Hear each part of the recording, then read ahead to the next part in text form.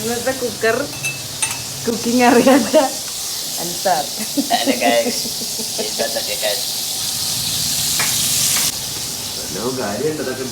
Chicken അവിടെ ഇരിക്കുന്നുണ്ട്. കാര്യമൊക്കെ ഉണ്ട്, അത് പോണ വഴി അറിയും. അപ്പോൾ നമുക്കിന്ന് സിമ്പിളായിട്ടൊരു ചിക്കൻ്റെ സ്ട്രിപ്പ് ഉണ്ടാക്കാം കേട്ടോ. നമ്മൾ കയ്യിലുള്ള പൊടികളൊക്കെ വെച്ചിട്ടാണ് ഉണ്ടാക്കണത്, എക്സ്ട്രാ വേറെ ഒന്നുമില്ല. അപ്പം ഞാൻ ചിക്കൻ എൻ്റെ അടുത്ത് കുറച്ച് ബോൺലെസ് ആയിട്ടുള്ളത് ഉണ്ടായിരുന്നു. അപ്പോൾ അതെടുത്തിട്ട് ഇങ്ങനെ നീളത്തിൽ സ്ട്രിപ്പ് പോലെ കട്ട് ചെയ്തിട്ട് അതിലേക്ക് ഉപ്പ്, പിന്നെ മഞ്ഞൾപ്പൊടി, മുളക് പൊടി, ഗരം മസാല, അതേപോലെ തന്നെ ജിഞ്ചർ ഗാർലിക് പേസ്റ്റ് ഞാൻ ആഡ് ചെയ്യണമെന്ന് വിചാരിച്ചതാണ്, പക്ഷേ ഇതിൽ ആഡ് ചെയ്തിട്ടില്ല കേട്ടോ, ഞാൻ മറന്നു പോയിട്ടുണ്ട്.